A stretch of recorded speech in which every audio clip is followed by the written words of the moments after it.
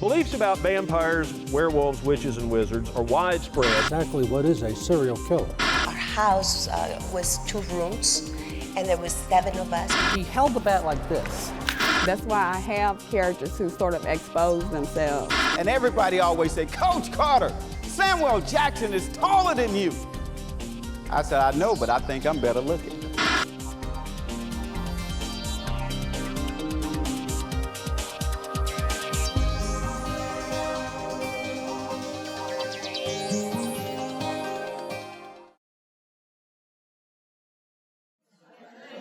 We're so excited to be here. Thank you all for coming and spending some time with us today. I was thinking about telling you that I am Beth and this is Sarah, and that she is my business partner, and that we host a podcast together, that we've written books together, as you've heard. But walking in and seeing Friendship Circle and hearing about this beautiful tree that you have there, in front of which so many people have celebrated like really significant relationships in their lives, made me think I should tell you first that Sarah is my dear friend. And that was not true when we started talking politics consistently. We weren't enemies, we just weren't friends yet. Right. We went to college together, but we really didn't know an adult version of each other at all. We had reconnected on Facebook. I was reading some of Sarah's blog posts. And what I knew about her when she said, would you like to start a podcast? And I said, I don't know what a podcast is, but sure. What I knew about her is that generally speaking, we were on different sides of the aisle.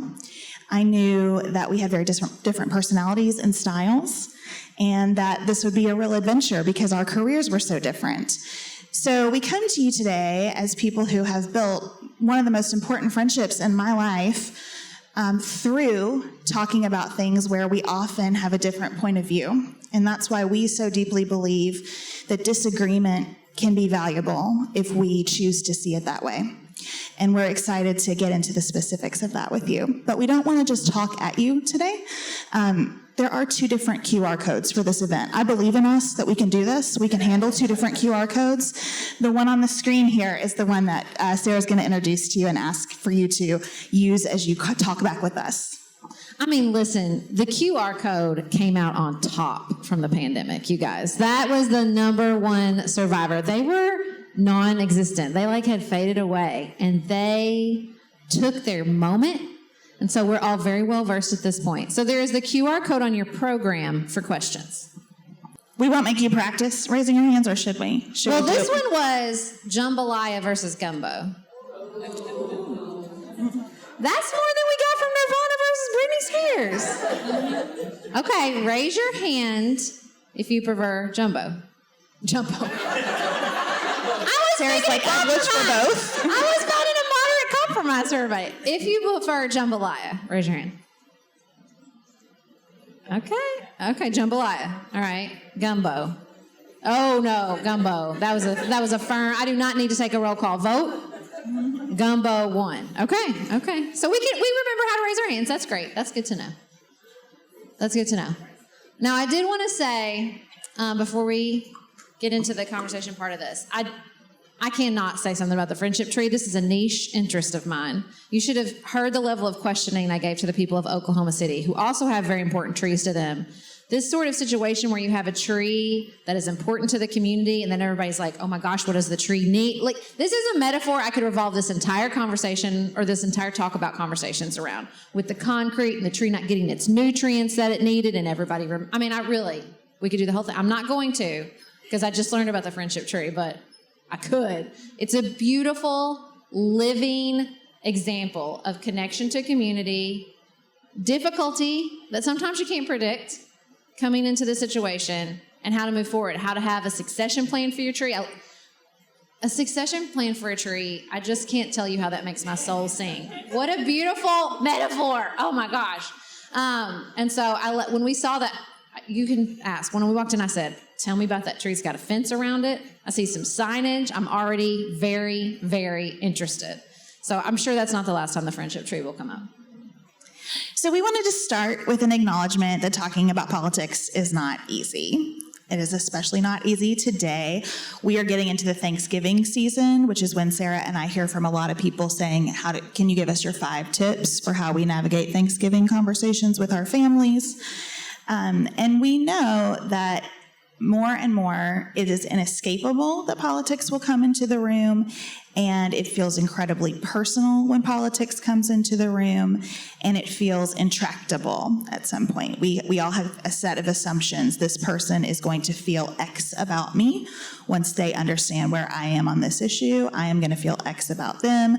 We are now at risk. Our relationship is at risk. And so we want to start by just saying, like, we get it. This is not everybody's jam. And also, we are in a democratic republic where we need everybody to at least have an understanding of what's happening and a willingness to express their views from that understanding in order for us to thrive.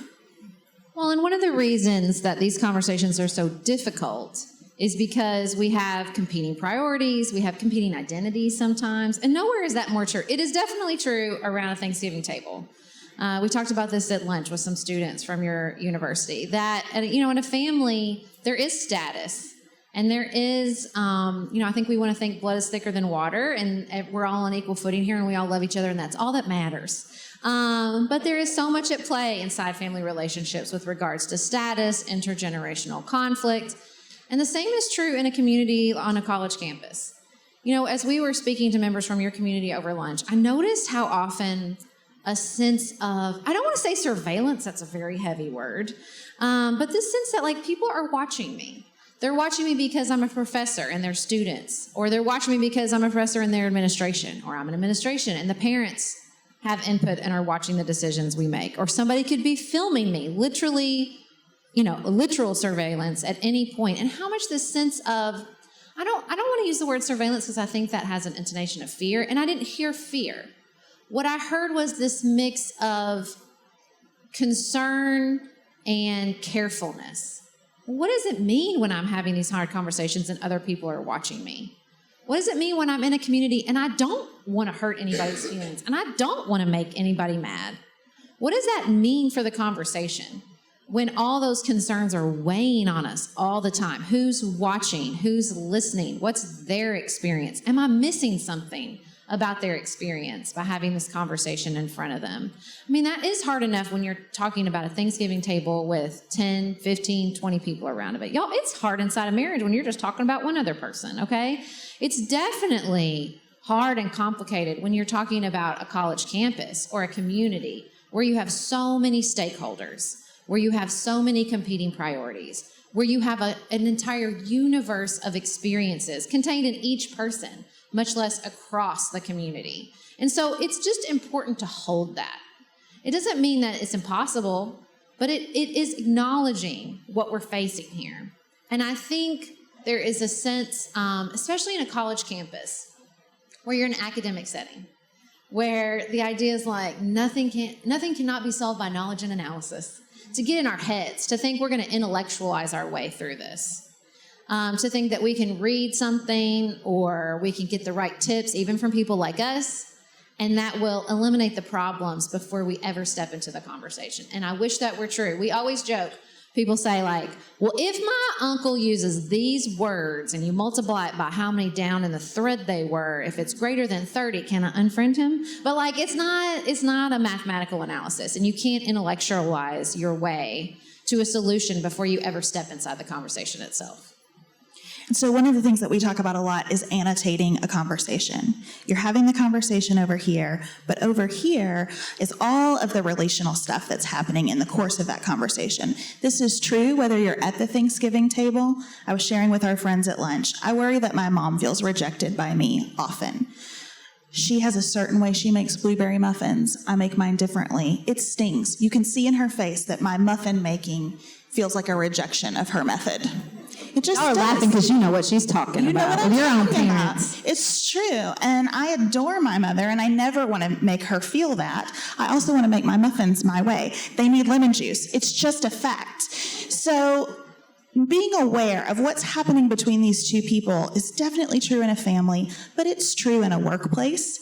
It's true in a classroom. Even when you're trying to do an intellectual exercise, the people participating are still people. And somebody could be going through a divorce. And somebody could have just lost their job or not know how they're going to pay rent next month. Somebody could have just had a conversation in their family or at church about this same topic, and they're still stinging from it. So that sense that everybody's watching is true because everybody is watching, and everybody is making meaning about you through their own lens. And that's tough. It gets less tough if we can name it. You know, if we can start at Thanksgiving when politics comes up, somebody can be the person to say, time out. Okay, we're going to do this. That's fine. Happy to talk about this with all of you. Can we remember that we love each other? Can we remember that we are not being asked to solve the healthcare system at this table today? We're not trying to write legislation together. Can we remember that we're not being asked to endorse a candidate? No one wants to know who the Silvers family is supporting in 2024 at the end of this meal. So can we do this just being interested in each other? What can I learn about me from the fact that we grew up in the same house and we view this so differently? What can I learn about you that I feel like I heard this message from you growing up, Mom or Dad, and you're voting in a way that feels really inconsistent with that message to me? What can we learn about each other through this? Well, and I think on a college campus, that can be difficult to do because there are so many places where you do have to have a final answer. You do have to take a test. You do have to get a grade. You do have to submit the project. And you're a community of young people thinking about what you want your life, what you want your country, what you want your community to look like. So there is this pressure to solve the problem if you're a younger generation. And that's not something we can get rid of, but it is something that is helpful to name. Even in a college campus to say, hey, I know that we're sitting in this classroom and we are thinking about how to solve this problem. And we are thinking about policies and what problems they cause specifically. But here in this room, the number one priority is to learn and to learn from each other. And no one is actually asking us to submit this, maybe for a grade, but not to the legislator at the end. Because I think there are so many aspects of being in college that sort of, it's the famous quote, the two fish, they swim by the guy and he says, the other fish, and he says, how's the water? And the one fish looks at the other and says, what's water? You just forget all the things that are influencing you and absorbing you in this environment that can really, really affect how you feel inside a conversation. I think a thing that goes unsaid about why these conversations inside college campuses, especially among peers, are difficult is because there's this sense that we're the same age, so we should feel the same way. We're freshmen, we're grouped in this way, or we're sophomores, or we're graduate students, or whatever. That's why non-traditional students are an incredibly powerful aspect, I think, of a college community, because they come in and they say, well, we're not the same about that. I'm 3 years ahead of you, or I have a completely different experience. And it kind of breaks apart that narrative of, well, we've been put in this grade by this pretty important identifying factor. That means we should all feel the same way. And so any place in college where we can get curious and kind of disrupt this undercurrent of we have to fix it, we have to agree, we have to decide, as opposed to we're learning, we're curious, we're seeking, I think is really, really important. Okay, let's see what slide we have up next so we can translate into a... Okay, so this one is... I don't know if we should do the exercise you have in college where you make people put their heads down so they can vote anonymously, but we wanted to know, when you struggle inside these conversations, if you don't mind, raise your hand if it feels like I'm struggling because I feel like I don't understand the topic or I'm not a big enough expert, if that's something that kind of holds you back, okay? Okay, good, helpful, brave, thank you, okay. What about if you feel that nothing's going to change, it doesn't matter. The only thing that's going to happen inside this conversation are people are going to get mad. Oh, hello. Okay. I'm trying to think what some of our other options were, Beth. Oh, yes. I feel judged. So I want to talk about this. I feel like I have something to add, but I really am fearful of the judgment that will come if I say anything. Also very popular. Okay, so we have, I think that definitely the most popular was, it doesn't matter, it's not going to make a difference. Well, and that just is a perfect segue to our slide. So We are realizing more and more as we travel and meet people like you, as we hear from our listeners, that a lot of us are just avoiding these conversations altogether because we have low expectations of what can come from them. We hear a lot of, we just all need to agree to disagree. Nobody's going to change their minds. And that is not a super healthy posture for a democratic republic. Like, we do need to work on each other here. If we are not changing our minds regularly, we're doing a lot of things wrong. These don't have to be huge switches. I'm not asking you to abandon your values or abandon the core things that make you who you are.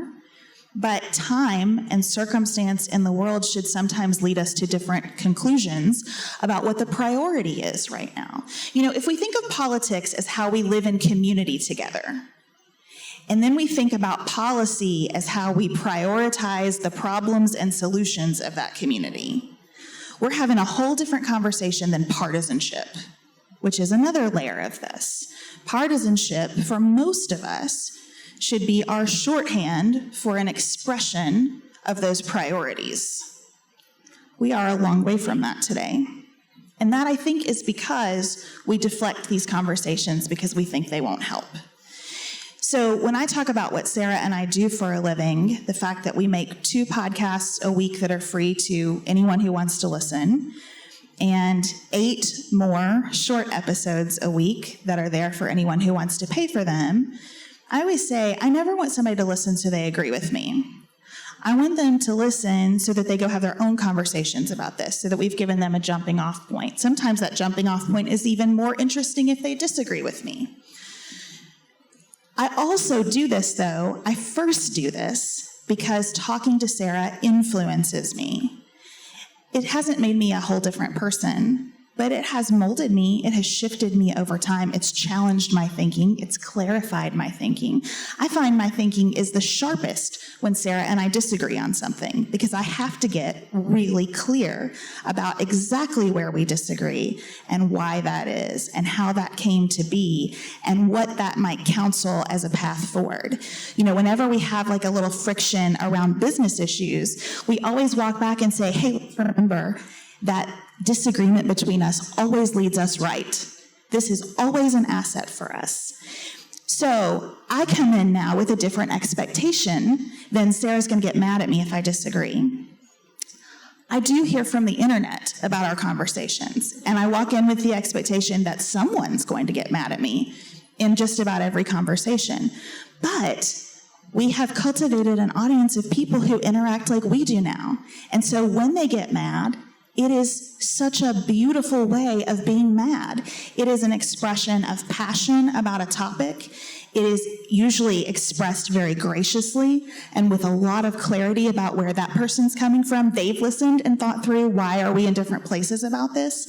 And that kind of feedback is a gift. Even when it stings, it's a gift. So walking in, I can just attest, walking in with a different set of expectations about what's going to happen next is game-changing. I want to say that I don't mind if you agree with me, and if you want to send me an email about how right I was about that topic. That's actually fine with me. I'm okay with that. I just want to put that out there before we move on. No, I think that with these conversations and the expectations, what's dangerous about this in any community, in a college community, in a state, in a town, in a country, is when we start with people we have relationship and trust and connection with, and we say, it's not worth it. No one's going to change their mind. Let's just agree to disagree. It doesn't stop there. It spreads, which is why Americans are disengaging from news.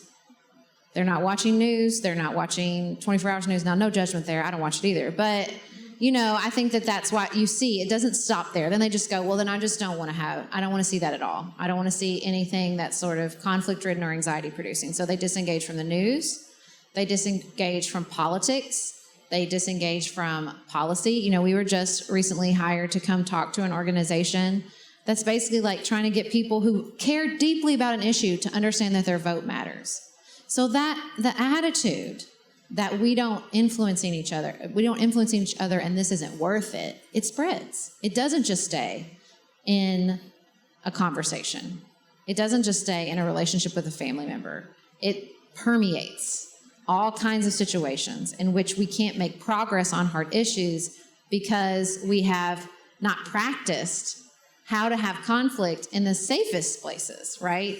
Now, we always, in our second book, it's really about the different levels of connection you have with people. Because when people would ask us after our first book, okay, I listened and I still think they're wrong, so what should I do next?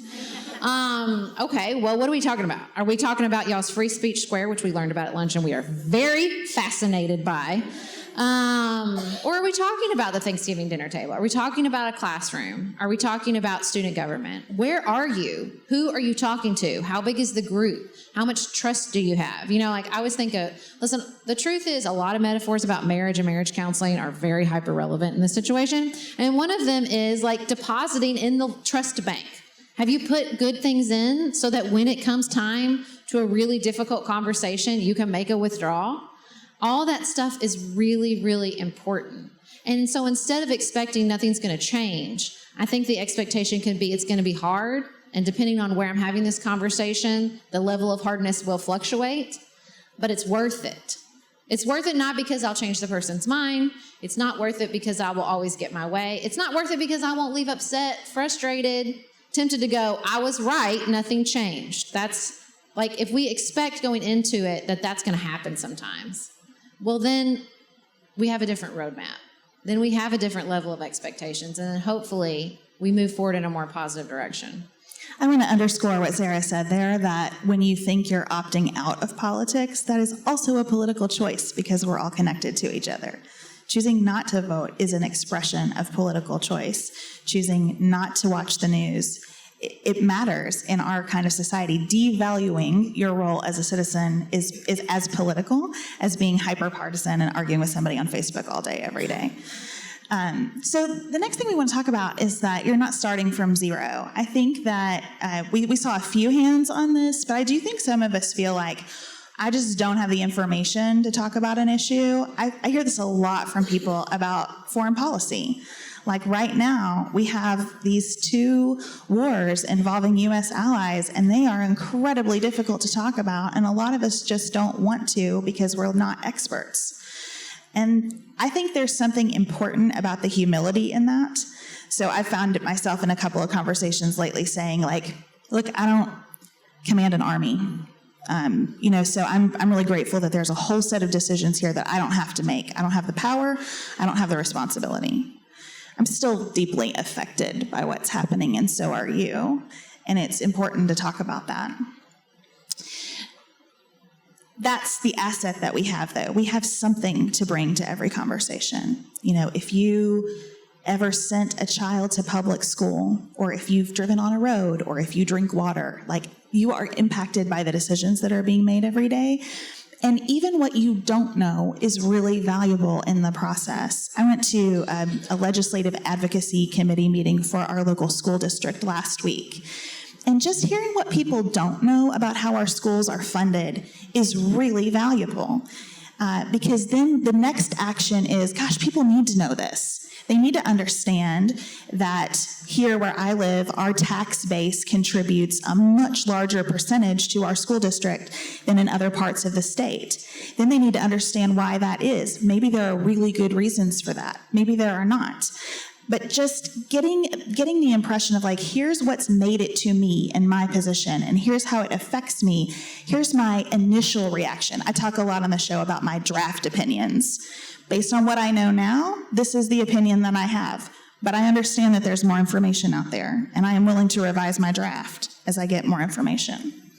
Well, my favorite part about college and environments where curiosity and learning and analysis are really prioritized is that you can make those connections and you realize that, yeah, you might be a biology major or you might be a marketing major. Marketing major is hyper relevant to politics for what it's worth. And you see those connections and you realize it's not about being an expert on this particular topic. It's the ability to spot the pattern. It's an ability to see analysis that is relevant from a class you took that doesn't seem like it's matched with this policy area, but in fact is. It's that orientation to the world where you think this is important and it's important enough for me to pay attention. And in paying attention, I will notice something that I can bring that's unique. I will notice something that I've learned that can contribute to this conversation. It doesn't mean I'm an expert. You know, we always say inside a political conversation, inside a civic conversation, you're an expert. You belong because you're a citizen. That's your expertise. That's your expertise. Now, the question we always get next is, well, what if we can't even agree on reality? And that's difficult. I think it would be easy and dismissive to pretend as if our civic and political conversations right now are policy debates, but they're not always policy debates. They are debates about identity. They are debates about a certain type of reality. And so that, again, depends tremendously on what environment you're in and where that relationship is at, how much trust you have built, how much mutual understanding. In a family relationship, if you can look at someone and say, isn't it interesting that we grew up in the same house and we see this so differently, it's like we're on different planets. We can't even agree on this most basic fundamental principle. I think there is a place inside a moment when there are Democratic allies at war to say, isn't it great we can have this debate? Isn't it great that we can see something so differently? And one of us, first of all, we feel comfortable articulating it and that we're not going to end up in jail because we articulated it.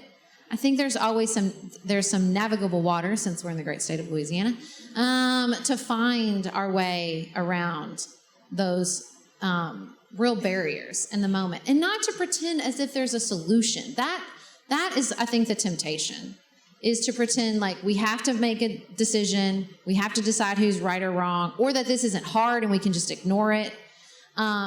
Everybody can feel that inside a conversation, be it a classroom, be it a family gathering. That moment where everybody hits something hard and a lot of people don't know the answer, you can feel it gum up the works. And so to annotate that and to say, okay, we've hit something difficult, that there is heightened emotion, there is not a lot of agreement on the facts, just to acknowledge that. That's, in a way, you're not starting from zero. That's a superpower, to be able to just name the difficult part. Name what's gumming up the works in those conversations, in those moments inside those relationships. So as you think about the skills that you bring to these conversations, we want you to step back, and we have a question here where we encourage you to do this, and I wish that we could read all your answers. We still can. We can put them in the Q&A. Yeah, you could. That would be nice. We want you to reflect on, what do I bring to this? I'll tell you, I feel like my superpower in these conversations is that I am a non-anxious presence. I'm willing to feel anything. I have had to fire a lot of people in my career, so I am willing to sit with the discomfort of delivering some of the worst news that someone will hear. I was a very young lawyer, dramatically outmatched by opposing counsel in terms of years of experience in a pretty heated matter early in my career. And I remember him being kind of posturing with me, like letting me know that he had a daughter about my age, that kind of situation. And we were dealing with a very contentious issue. And so I thought, well, I'm willing to feel his condescension here. And I looked at him and I said, hey, we could do this for a couple hours.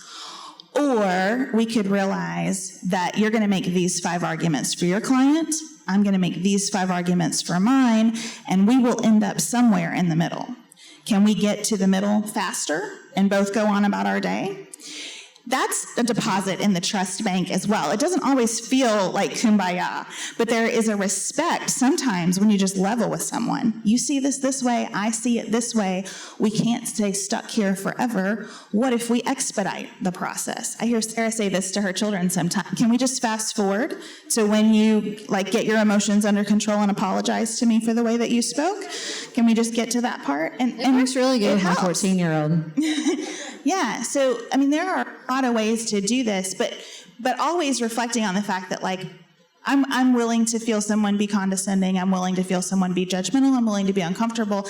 That might not be your superpower. You might not be a non-anxious presence. I meet lots of people who are very anxious presences. Maybe then your superpower becomes articulating that. Hey, this conversation has gotten very hot, and not everyone here is enjoying it. Seems to me that it's time for us to wrap this up. We can come back to it another time, but we don't need to stay here forever. Having an exit strategy is always really helpful, calling time out. If you are a professor, being able to notice that class needs about 5 minutes to get out of a heated discussion before everybody just goes on their way. You've got to collect that energy again. Those kinds of things really matter. And if we go in knowing this is what I'm gifted at, then we can use it to make the conversation better. Well, and you're in such a good place to practice, right? Are we getting close to Q&A time? Okay. Which is, again, a place that prioritizes curiosity, that embraces this idea that we are here in this together. But as we came to this slide and I was thinking about this, listen, I love college. I should have stayed longer. I didn't think it through. I should have stayed for like 5 years. But we were sitting around the lunch table. They were talking about sales competition, all this stuff. And I was like, well, I want to do that. I want to go to the sales competition. I want to know more about this. It's like, this always happens to me on college campuses. I'm like, I'm going to stay here for like 2 weeks. I want to take this class. I want to audit that one. I don't really want grades anymore. That part I'll skip. But everything else I loved about it. And I thought, but the truth is, this is true wherever humans are present. This is a very special place where humans are present to do this. But any place there are human beings present, there is an opportunity to have this moment, to have learning, to have curiosity, even with someone who feels like they are on a different planet. Like, I definitely take a investigative journalistic approach, right? In that moment, like, I'm not going to change their mind, but I'm going to learn a lot about this point of view, so maybe the next person I can influence. If nothing else, I'm just going to learn so much about how this person got here, so that the next person I encounter like this, I'll be better prepared, I'll understand a little bit more. You're never going to lose by understanding where someone else is coming from if you're trying to influence them. Now, if that person is threatening or dismissive of your fundamental identity, then yeah, you got a lot to lose. But that's not a person you're trying to influence. There are people that I think come into, for example, your free speech square, with a totally different set of priorities, right? They're not even priorities. It's a transaction. It's an objective in a way that a conversation isn't. Learning that, practicing that, all of that is very valuable as well. Oh, we wanted to get, I don't know if we can't flash emojis, but we wanted to name, as we're having hard conversations, that often when we're on college campuses, we get, are you anxious about 2024? That's a question we get a lot. And we always say, no, we're not. We've had a lot of practice being in these hard, difficult, uncomfortable, civic and political situations. And the more you experience that, the more you build the muscle memory of understanding, I can get through this. These are the skills I use to get through this. This is who I can depend on to talk about. This is when I need to step out. I think it is both in an election cycle, it is a skill to find your people to vent, and it is a very important skill to know when to step back from the venting, where the venting has run its course and you're just feeding each other. All of that is really, really important going into a moment like this in American history. So I want to mention to you, this is the moment for your second QR code. If you will look at your program, that will give you a code to scan to... They're the ones with the drawing. ...ask questions. Yeah. Dr. Lopez is going to come moderate. While you're doing that, I want to say the other thing we always say about presidential elections is that, yes, it is true that this will be the most important election of our lifetimes. That will be true about the next one as well. It's been true about all previous ones. Every election changes the course of history. It does. We don't really need to practice making the stakes higher in American politics. We're real good at that. In our conversations, we need to practice making the stakes different. And so as you're talking about the election, again, remembering, hopefully we get to influence each other, but we don't get to vote for each other. And we don't get to influence much beyond maybe taking somebody with us to vote, which is the best thing that we can do.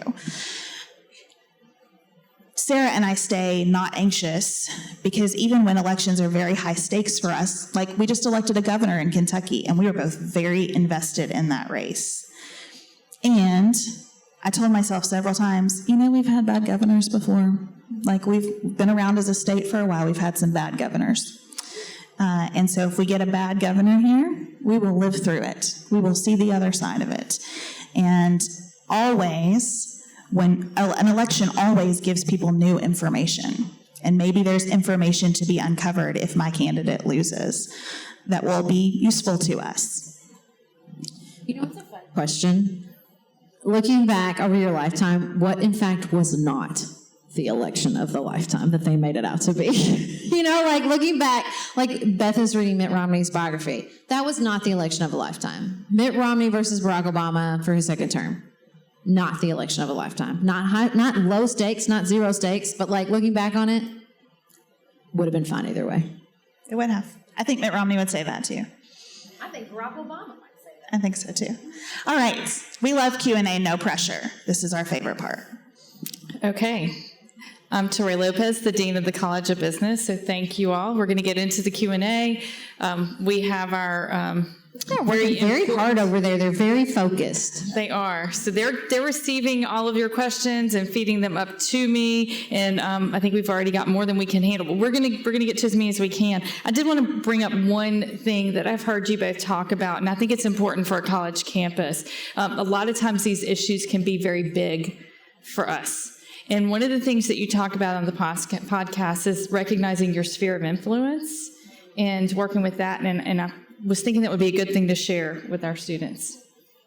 Yeah, I think that's really what we're talking about when we say, like, if you're sitting at the Thanksgiving table, the sphere of influence is not Congress. You're not submitting anything. The sphere of influence is, how is the family member that you're discussing going to feel walking away from this conversation about this topic? Because how you make someone feel in the conversation is almost as important as what pieces of information you share about the topic itself. Are they going to remember the statistic? Are they going to remember your sneer? Right? Are they going to remember your sarcasm? Are they going to remember the sense of sort of safety and belonging they felt inside of the conversation? And that sphere of influence, and it's not just your family members, it's not just your friends. It can change. If you're the head of an organization on the campus, that's your sphere of influence. If you have a personal story, my youngest son has type 1 diabetes, so now diabetic policy and the diabetic community is now inside my sphere of influence because it directly affects me, and I am involved in that in a way that I wasn't, obviously, 3 years ago. So I think it's this very beautiful mix of, what are you passionate about? Where do you have a role to play? What's your connection and trust with the person or with that community? I think all of that makes up your sphere of influence.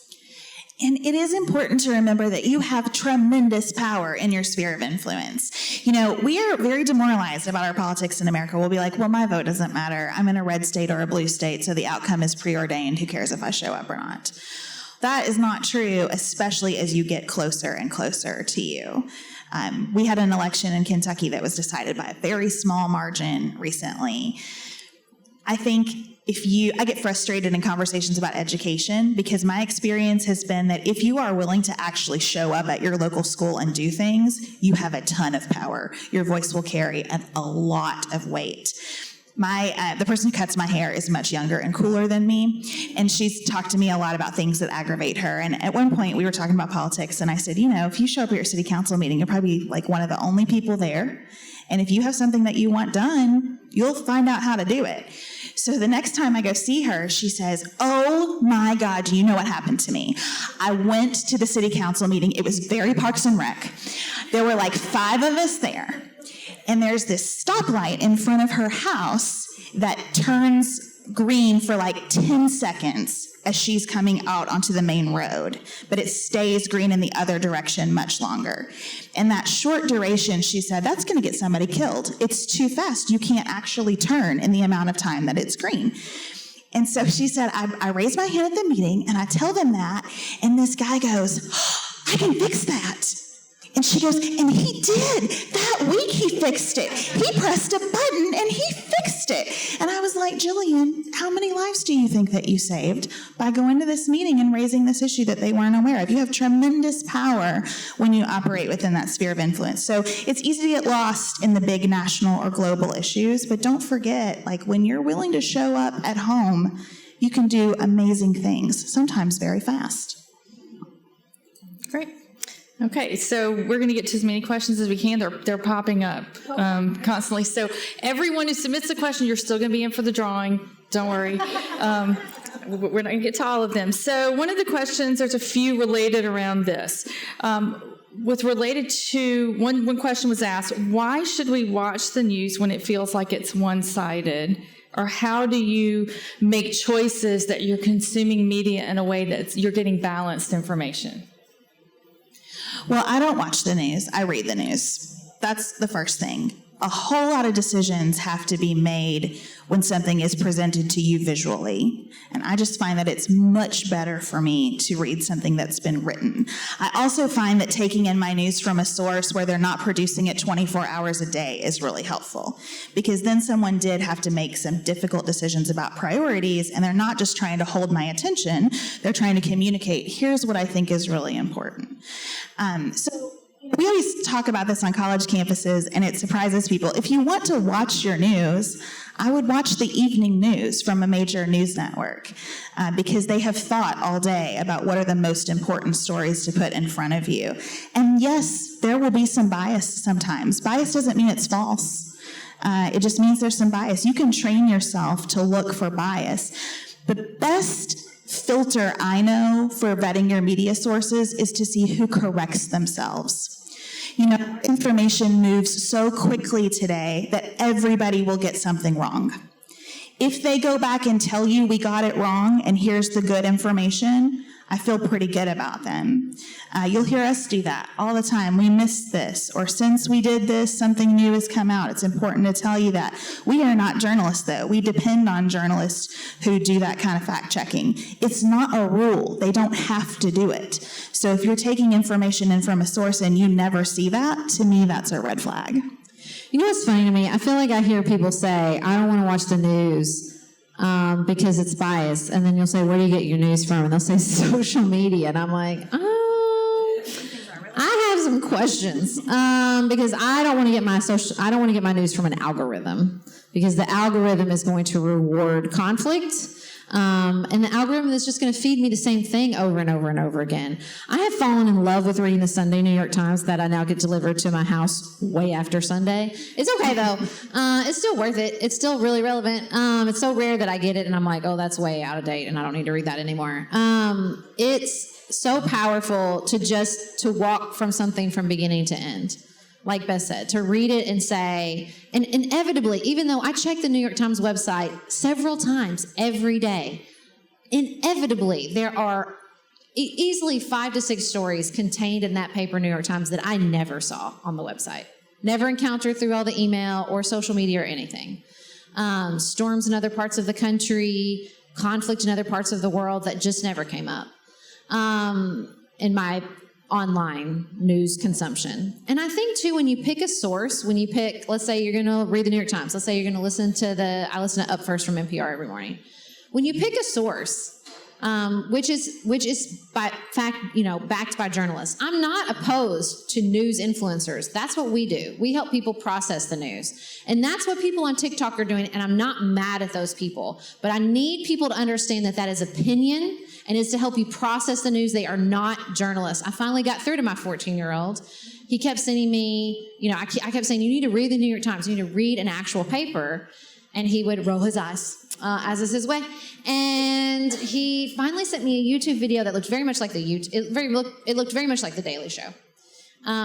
It was like that. She was sitting at a desk. She had a screen. She was making joke after joke and proving a point. And I said, do you understand about 40% of what she cited in that skit was the New York Times? And he was like, oh. I'm like, right. I mean, everything you're reading is built on the work of journalism. Like on journalists, real people asking other real people questions because they're in that space. And that has to happen. We cannot go to, an opinion-only form of news. That's not news, that's opinion. That's Twitter, excuse me. And that's hell on earth. No, thank you, pass. So I think that there is a role for opinion. And like I said, there is a role for that news influencing. And I think it's valuable. That's what we do. I think what we do is valuable to help people walk through what they see in the news.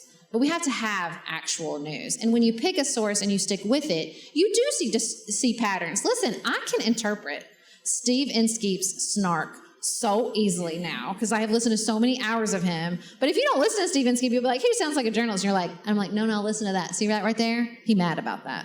Like, you just get used to it. You can see the patterns. You can see the flow. And so it's not that you need to find a source where that doesn't happen. You'd have to find a news source without humans. And I don't want AI news. So I think that just being able to spot it and contextualize it is really the key. And you should go in with the expectation that whatever you're following, they're going to make you mad sometimes. You know, I use the journalism of the New York Times all the time. I think a lot of their breaking news alerts are dumb. I think a lot of their headlines are terribly written. I think a lot of what they put on the front page is silly. When we prepare for an episode, I look at MSNBC, Fox, CNN, all the websites. I'm trying to take in a big slice. And I see problems with all of them because I am also a person. And would all my decisions be correct? No. And they would make somebody mad too. So I think we have an impossible standard right now for news organizations. And the biggest thing to me is, are you out there sending journalists to a place to ask real people questions? And when you get it wrong, are you saying so? And if you're meeting that baseline, then I can bring some grace to the rest of it. We will get faster than the answer. We're sorry. We're not, we're used to podcasters. We don't have time limits. We're good. So there's several questions I'm going to kind of condense that really are centered around what people feel like is the polarization that's happening in America. And they're expressing that they feel like either you're with us or you're against us, depending on, where your space is. And so the question is, how do you think we've gotten to this point? And then how do we get away from this point? How do we navigate from it? Back to the first slide. I just think our expectations are really high.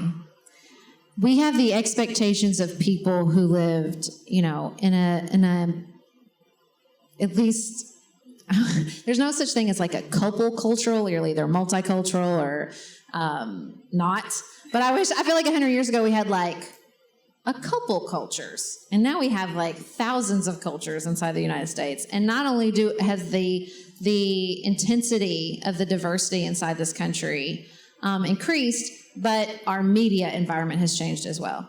So it's not just that we're living with the understanding that the people around us don't agree with us, don't look like us, don't think like us, don't live like us, but we are inundated with media that says not only that, but the stakes are high on everything. The stakes are high all the time on everything. I keep thinking my husband and I were talking about an online commentator who we used to really like. But it's this against us, you're with us or you're against us, has really infiltrated her writing. And my husband said, everything can't be about everything. And I say it also because I feel like that's where we are in America. Everything can't be about everything. Because the stakes are too high for us to ever engage with each other. Because it puts us in a place of you're either with us or against us. And the way you can tell in American politics is because all roads lead to you want kids to die. Literally. It doesn't matter what you're talking about. It's you don't care if kids die. LGBTQ rights, climate change, foreign conflict. The other side doesn't care if kids die. Y'all, I think most people care if kids die. Call me crazy. But that's where we've gotten, because that's like the only place we can take it to really fully illustrate that the stakes are so high and you are on the wrong side of them. And I just, I don't quote Dr. Phil a lot, but how's that working for us? Is it going well? Are we happy with the result? Or do we want to maybe we could just back off from everybody wants kids to die. If we could start there, I would be so thrilled. As a mother of 3, I would love us to just back off that just like 30%. Because that's, I think, the media and the intensity of what we are engaging in, which is a new experiment, is so intense. If you listen to our show, that a lot of times we'll say both things are true. Stakes are very high. Sometimes kids are dying. Sometimes you are with us or against us. It's just not all the time in all the things. We have to reserve the kind of language and those kind of stakes for the situations where they're really true. We have to look for places where they aren't. And we have to just ask who we want to be in these conversations. I am a bad partisan because I'm not a very loyal person. I'm just not. I reserve my loyalty for a very small group of people and ideas. I am fiercely loyal to that small group of people and ideas, but it's a limited number. I am a lot more interested in problem solving. And to do good problem solving, you got to be willing to just whiteboard things all the time. Just start over. Okay, given what we know today, how are these things working? You got to be willing to abandon a lot of stuff. I love change. All these things make me a very bad partisan, but a very good problem solver. I think that polarization comes from all of us believing that that option is off the table, that we can't participate in politics unless we are fiercely loyal to not just one set of ideas, but all of them on this side of the ledger or that one. And that has made us very bad problem solvers. And I think it's making us dumber in general.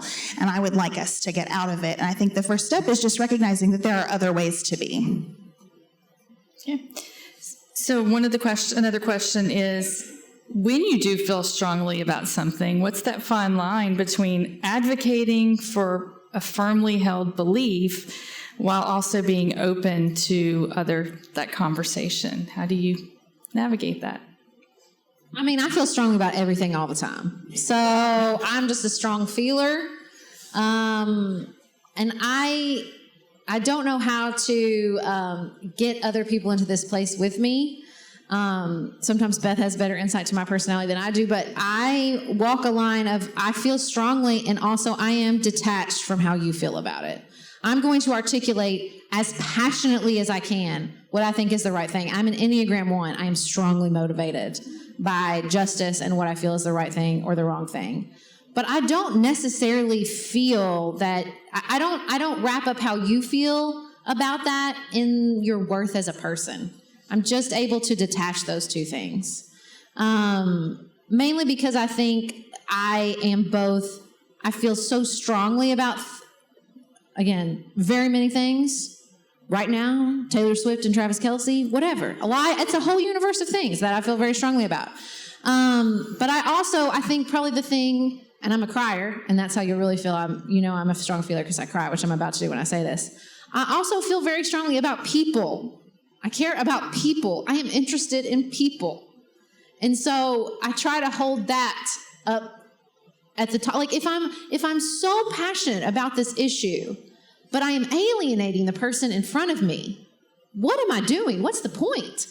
What's the point? Because in a democracy, the name of the game is persuasion. Whatever you feel passionately about. You can feel passionately in one hand and wait for something to happen in the other, but then you have to find the connective tissue. You cannot just, your righteousness doesn't go anywhere. The righteousness has to be the engine to take you somewhere.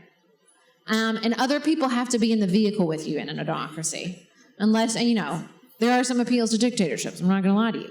As a person who's righteous, who feels self-righteous, who's like, you just let me do it, I'll do it right. But that's not where we are. That's not where we are, and it wouldn't work, and it would be terrible. Beth and I had a conversation the other day where we were like, man, the founding fathers were onto this, like, you can't do anything quickly stuff. Because we have to be in it together. We have to find that place where we're not just motivated by our own, that's what I call the siren song of self-righteousness, but that we are, like I said, we're moving somewhere together. Because the other saying we have at Pantsuit Politics is together is all we have, and it's certainly all we have in a democracy. Okay, so with that in mind, we've got two very different approaches. One of the questions is, what's the biggest disagreement the two of you have ever had, and how did you work through that? Well, I think the hardest thing that we've ever talked about on the show is Hillary Clinton, because Sarah worked for Hillary Clinton. She has, a very strong personal connection. I did not vote for Hillary Clinton. I voted third party in that election just to put all my cards on the table. Because I thought, I live in Kentucky. It doesn't matter how I vote. I'm going to vote in a way that makes me feel really good about myself. And I think that conversation was so tough because one person can't hold all of the problem solving that I love to do. One person does elicit a ton of loyalty from Sarah. Hillary Clinton elicits a ton of loyalty. None from me. I don't feel I owe Hillary Clinton anything. appreciate her public service. That's as far as it goes, right? And so it just put us in a place that felt like a smaller room than when we talk about healthcare or education. We can disagree on tactical elements of big programs, but I knew I wanted to keep talking politics with Sarah the first time we talked about healthcare, because she said, you know, you can't really decide what kind of healthcare system you want until you've decided what kind of death you want. And I was like, ooh, yes, I love this conversation. We're fun at parties, guys. We are. We really are. It's always lighthearted with us. But you know, that's what we're always trying to do, find another path, find another ramp to explore. What's an angle into this issue we haven't done before? And when you get down to what is truly a binary choice in an election, or you know, a trinary choice if you decide to make it one, like I did that year, when you get down to like, it is this or this, that's not a very fun conversation. And it can bring up a lot of tension, because I think looking back, probably Sarah justifiably felt like, can't you just trust me about this woman? I know her better than you do. Can't you just trust my opinion? I felt this with my husband in a Senate race in Kentucky. I was very mad at him for how he voted in that race, because I had a personal relationship with one of the candidates. And I thought, can't you trust me on this? And I thought, like, if you don't trust me on this, what else are you disrespecting about me? What else are you disrespecting in my expertise? So all that baggage really shows up when you're in like an A or B mindset. Well, I don't think even when you're not in A and B, that's an undercurrent in a lot of these. Can't you just trust me? Can't you see that this hurts me enough that you can just agree with me? Can't you see how much I care? Can't you see how much this hurts me? Can't you see how much I'm wrapped up in this? Isn't that enough? Aren't I enough? That's what's undercurrent. There's nothing wrong with that, and we're never going to stop that. But the ability to see it and navigate it and articulate it will get you very far.